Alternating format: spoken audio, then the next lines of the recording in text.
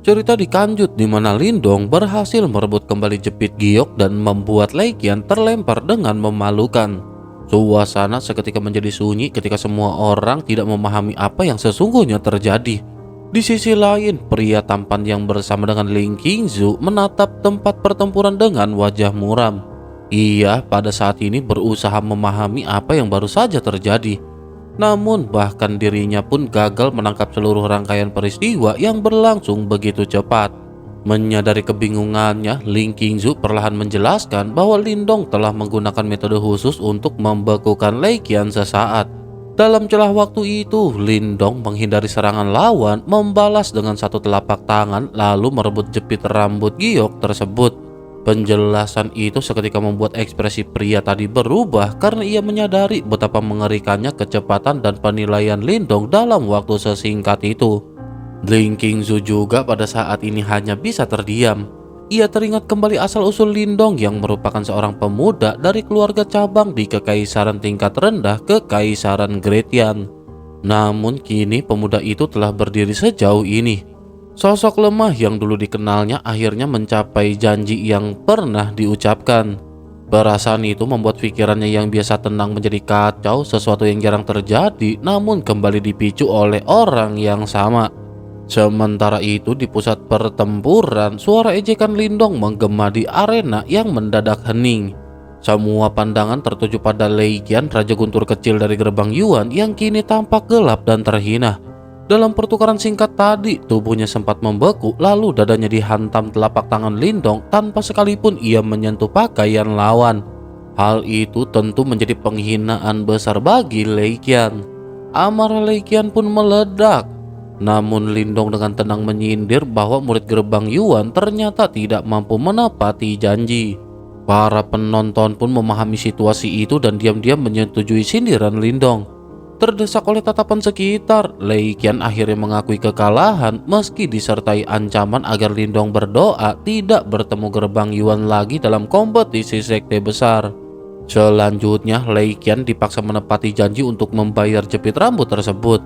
Pemilik kios pun menetapkan harga jepit rambut itu dengan harga 6 juta pil nirwana. Dengan muram, Lei Qian pada akhirnya melemparkan cahaya energi yang berubah menjadi tas Qian Kun, lalu berbalik pergi bersama dengan murid-murid gerbang Yuan meninggalkan arena dengan suasana memalukan. Kepergian mereka pada akhirnya disambut sorak-sorai para murid sekte Dao.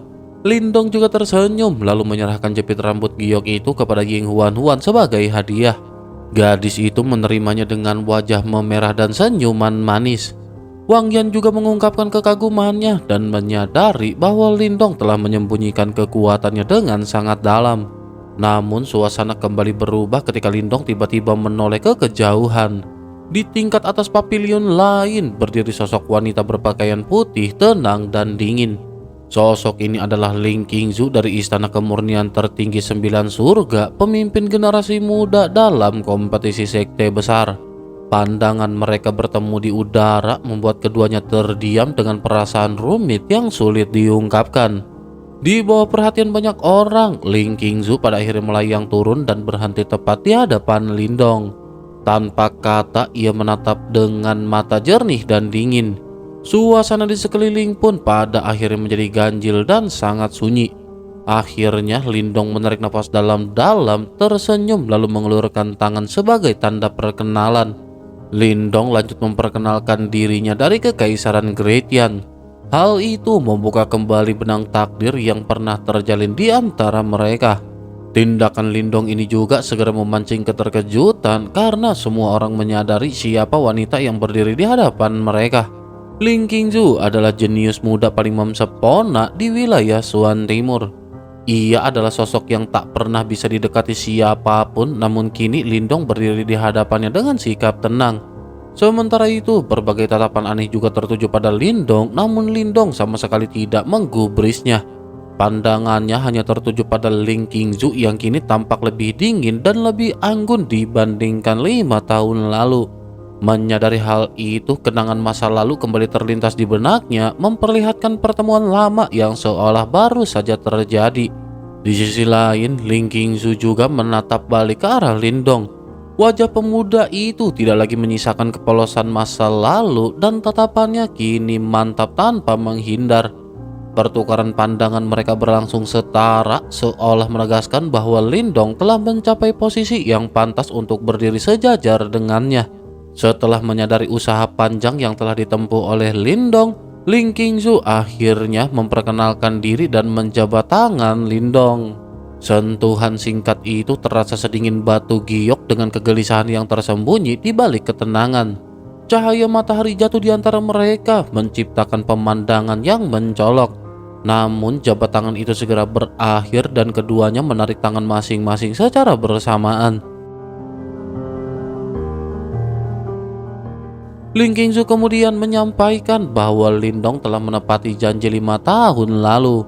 Mendengar hal itu, Lindong pun tersenyum dan merasakan kepuasan tersendiri. Meski demikian, Ling Qingzu mengingatkan bahwa masih ada jarak kekuatan di antara mereka.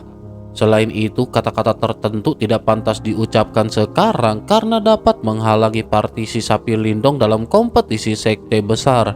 Keduanya memahami maksud satu sama lain karena waktu dan tempat ini memang bukan saat yang tepat untuk menunjukkan kesombongan dan apa yang terjadi di antara mereka. Anjir, YTTA. Selanjutnya, Ling Qingzu berpesan agar Lindong berhati-hati terhadap gerbang Yuan dalam kompetisi sekte besar. Setelah itu ia berbalik dan berniat untuk pergi. Namun Lindong menyatakan bahwa suatu hari nanti Lindong akan tetap mengucapkan kata-kata yang telah tertahan selama ini.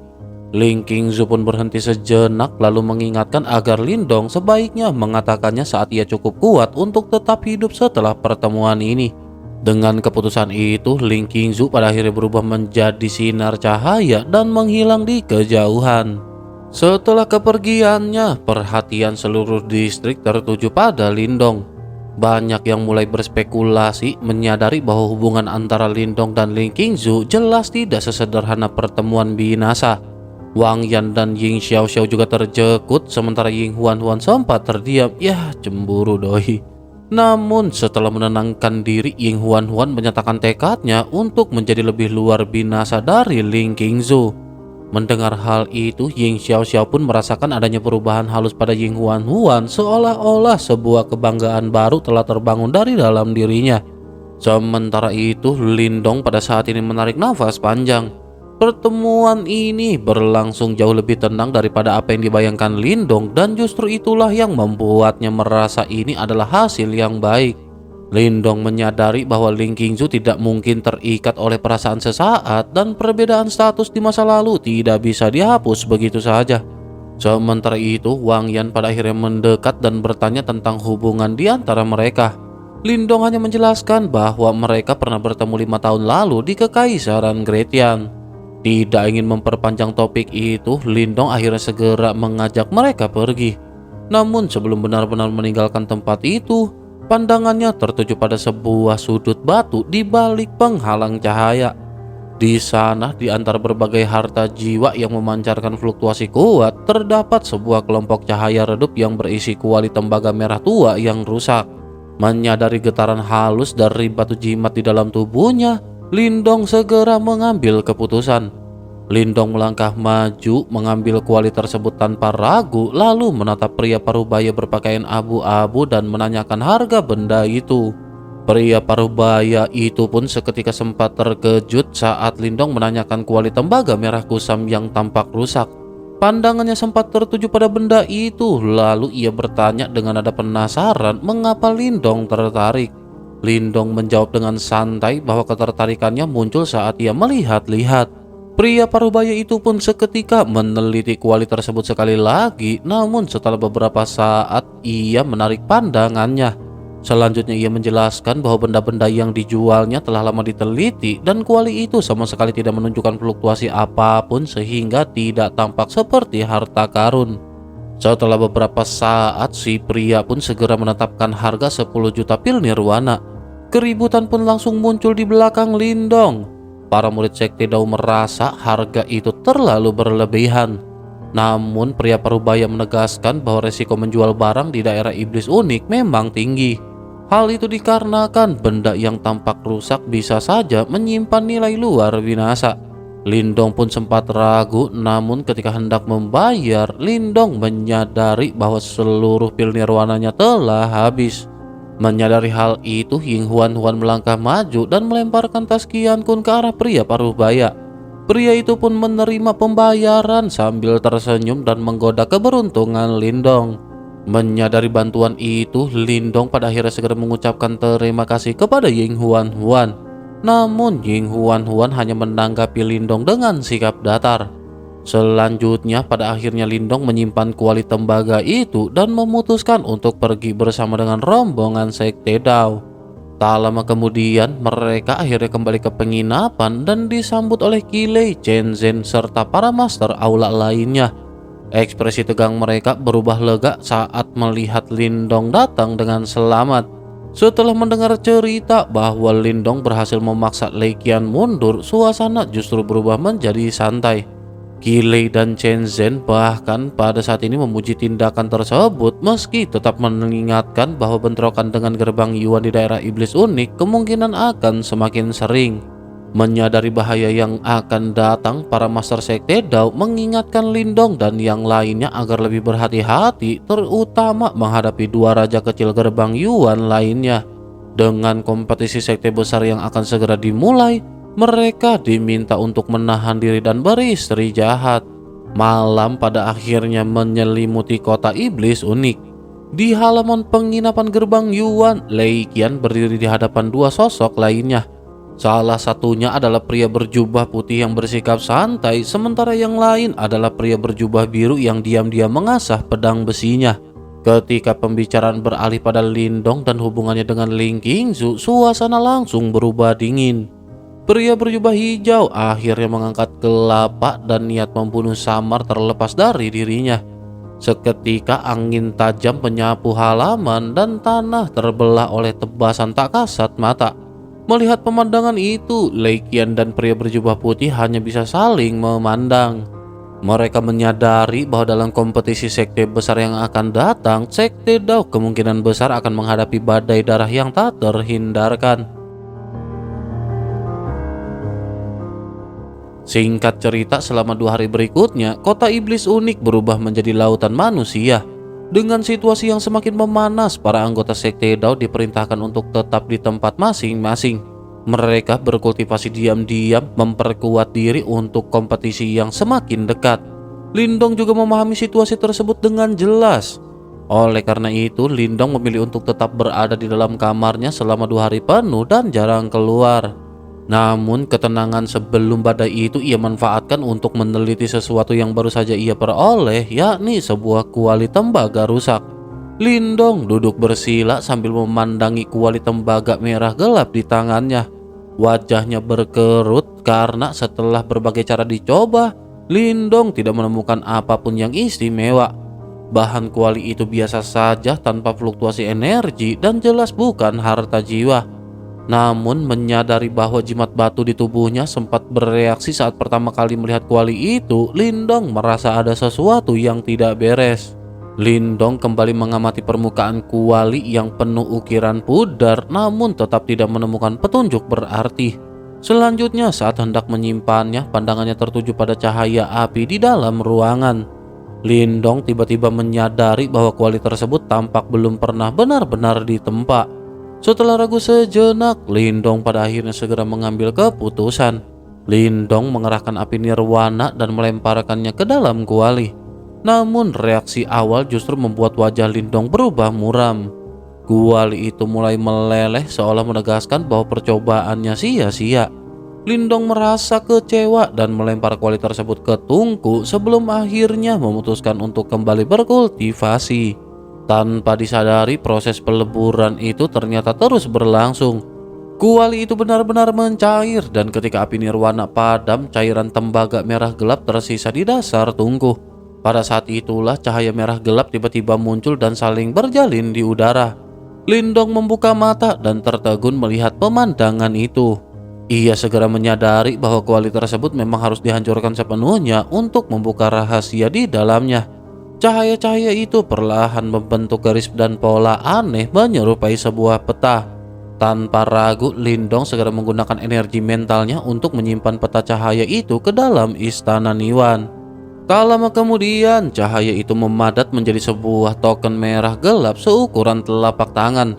Di atasnya terukir karakter api kuno yang samar bertuliskan harta karun kuno membakar langit.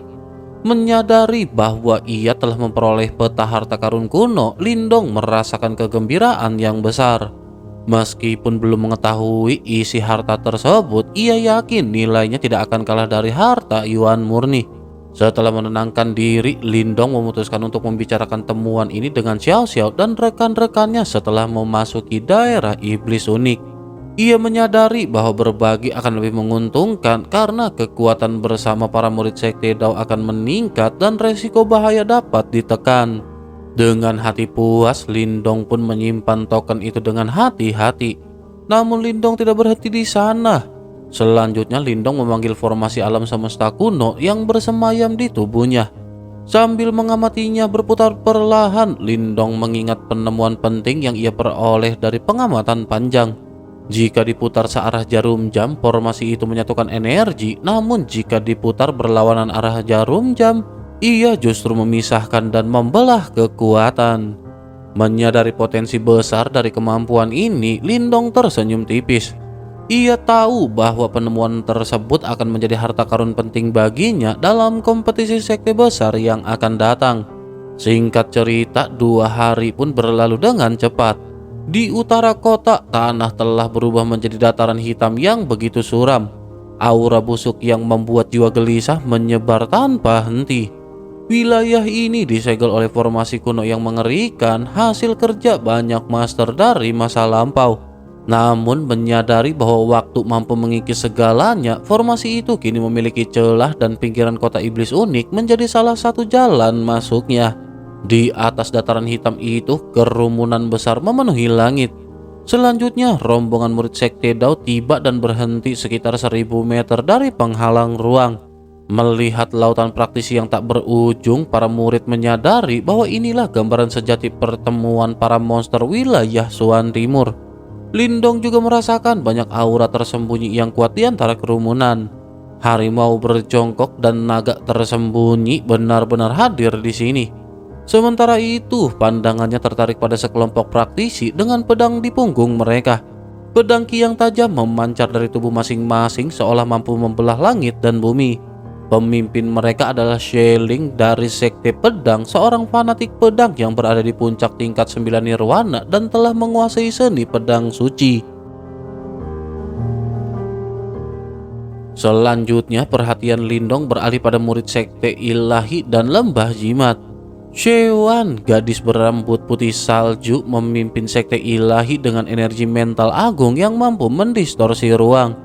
Sementara itu, Mao Shan dari Lembah Jimat berdiri dengan jubah kuning penuh simbol, artefak jiwa yang kuat dan energi mental setara Master Segel 9 Jimat Surgawi. Menyadari perbedaan itu, Lindong mengakui bahwa energi mentalnya masih tertinggal.